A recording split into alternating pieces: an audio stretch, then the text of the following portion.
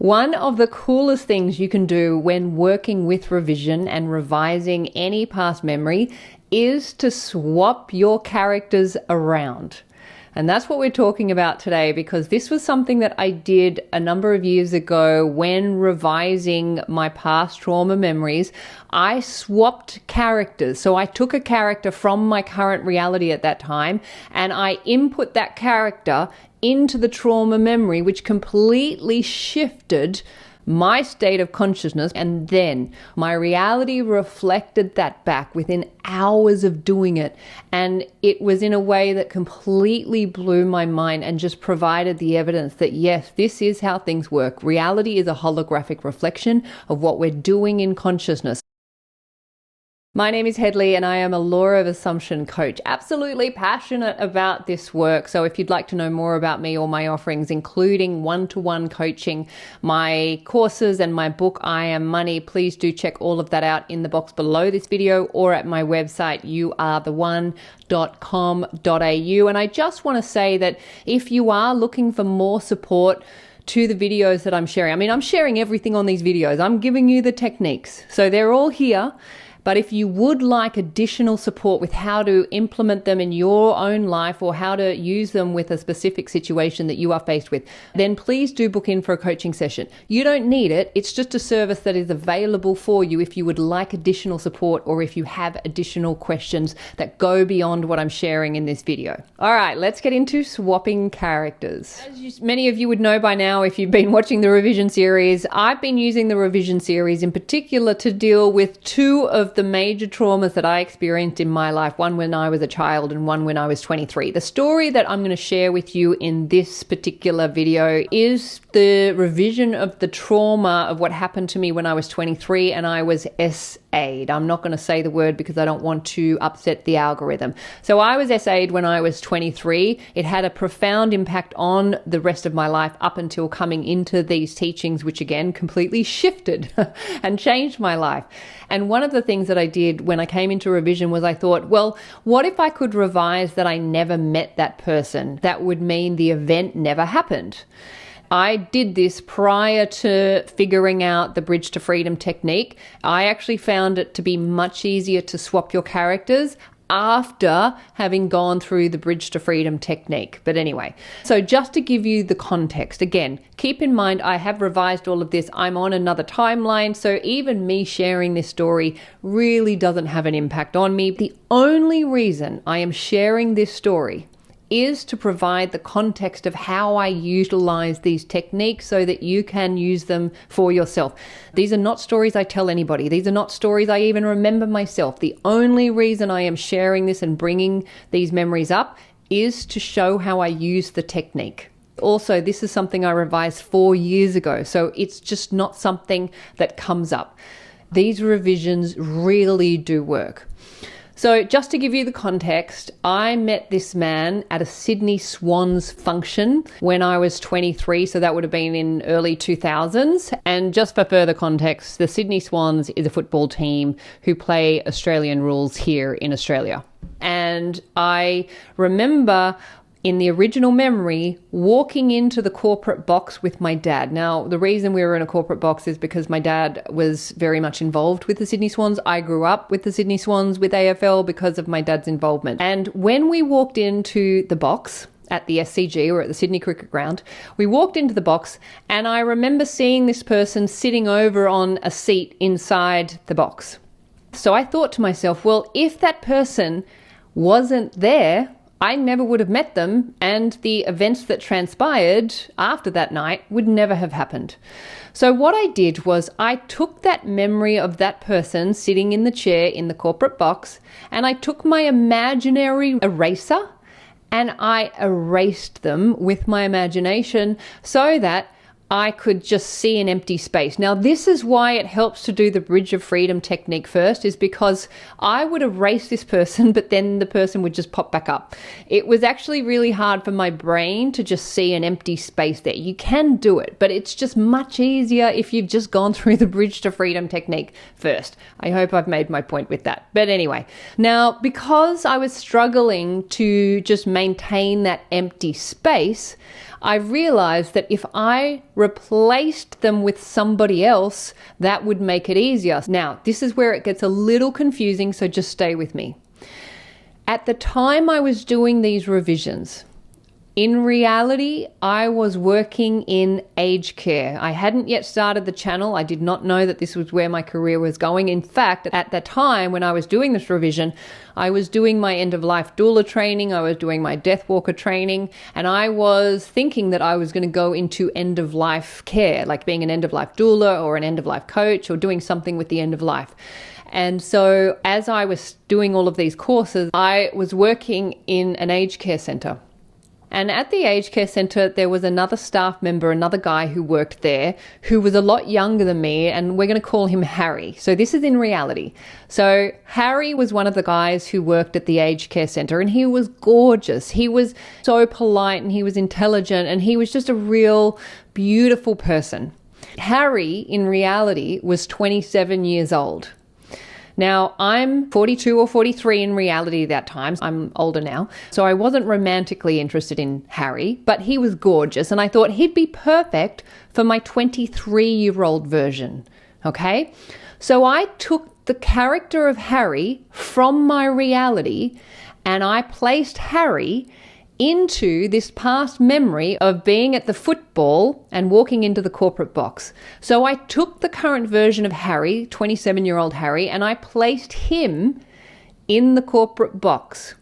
But then I came up against some resistance because I'm like, what would Harry be doing in the corporate box on his own? And then I had the thought, well, I'm going to put Harry with his dad in the corporate box, and I'm going to make it that Harry's dad and my dad are friends.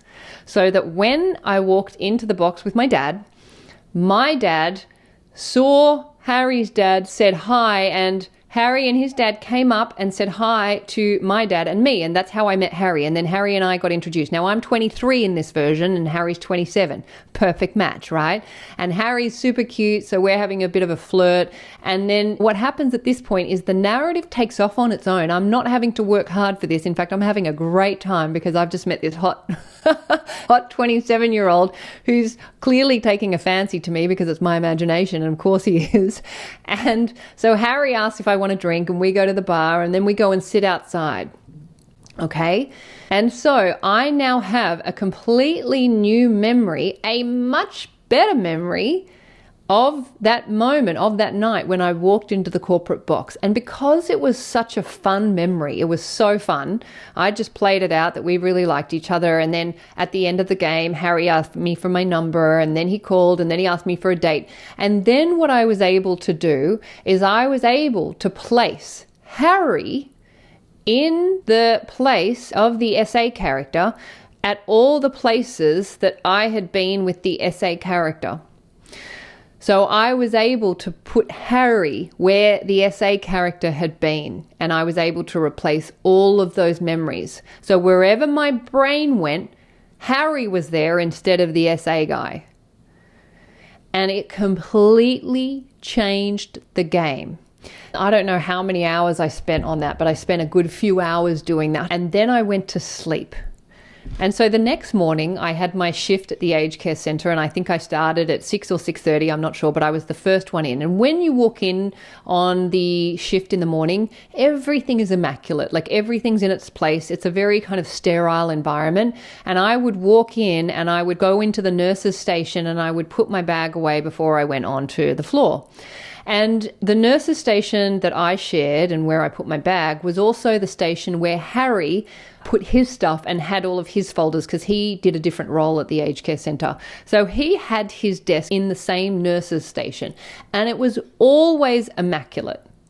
So I walk into the nurse's station and I put my bag away and I turn around, and right in the middle of Harry's desk was a Sydney Swans keyring, just sitting right in the middle of Harry's desk. This is just hours after having done this revision. Now, there are no coincidences in this work, right? So this was 100% confirmation from my reality that yes, this was working, and yes, Harry had been at that Sydney Swans game, not the other guy. That gave me the motivation that, yes, I was on the right track with this. I was shifting timelines and to keep going. And then, of course, I came up with the bridge to freedom technique, and that completely changed the game. So after doing this revision of swapping characters, my whole reality changed. I started this channel. Not long after starting the channel, I started getting coaching clients, and very quickly I knew I had something, worthwhile pursuing here. I loved making these videos. I loved working with clients and helping, them implement these teachings into their reality. I loved everything about it. I moved out of the place that I was living. I bought this home. I found Dora. My relationships changed. Like everything, my money story, I wrote the book I Am Money. Like everything in my reality changed for the better after doing this revision. Everything changed. So I eventually left the aged care center because my coaching business was going well, the channel was going well, and I was like, oh my God, this is so what I want to do with my life. This is what I'm meant to be doing with my life. So I went to pursue what I'm now doing today. And I left the aged care center, and I never got the chance to say goodbye to Harry. It was just, I kind of left and that was it. So I never said goodbye to Harry, and I just never saw him after that. However, in the years following that revision, there have been 2 times where I saw Harry. The first time was the morning after I made the decision not to go ahead with the court case against the SA character, because I had been exploring going through the third dimensional justice system, which I realized was not the path for me. And in deciding not to go ahead with the case, I then remembered the new memory with Harry, just to keep remembering, just to kind of remind myself of the new story.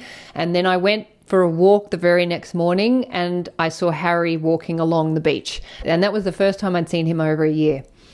The second time I saw him was a year later. And on this day, a day when I woke up where I knew I would be seeing the SA character. And the reason that I knew is because it was the AFL Grand Final, and the SA character was very much involved at a very high level with the team who was playing in the grand final, who I just knew was going to win that day. I knew they were going to win, and I knew that I would see the SA character. And so because I woke up feeling really anxious and nervous about that, I took myself and Dora for a very early walk. And because it was really early in the morning, there was not too many people around. So I went for a walk. And as I was walking, I crossed over a bridge, and crossing the bridge in the other direction coming towards me was none other than Harry. And we actually met right in the middle of the bridge. And we had this wonderful chat. I hadn't seen him in a couple of years since I'd left the aged care center, and we just had the loveliest chat. And it just reminded me of what a lovely person Harry is. And seeing Harry in the middle of the bridge on that particular morning of all mornings just absolutely brought me back into calm. And sure enough, the day unfolded. The team that I knew would win won. And there was a moment where after the game had finished, the camera zoomed in on the SA character, on my SA character. So his face just absolutely took up the whole screen. I've got a big TV in my living room, and his face took up the whole screen.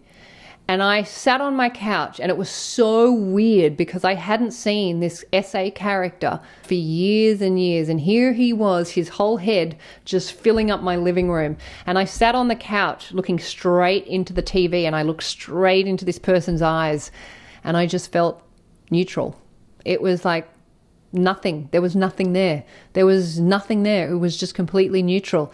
And in that moment, that's how I knew that I had completely shifted timelines. And seeing Harry that morning had been what set me up to remind me, this is what happened. This is the memory. This is what you've chosen. This is the timeline you're on. And so in that moment, I knew that I had successfully revised the story. I had shifted timelines, and I was no longer bound to the state of consciousness of trauma. I was free. And it was wild to bump into Harry right in the middle of the bridge, because the bridge to freedom is what absolutely freed me from that story. So again, if you haven't seen that video and you want to revise trauma, Make sure you take the bridge to freedom first. It will make the swapping of characters so much easier. Not to say you can't do it without, because I did it without, but it was just much easier having walked the bridge to freedom. Now, keep in mind, this is all done in imagination. I never had a conversation with Harry in reality. He would have no idea about this, and let's just hope he does not watch my channel.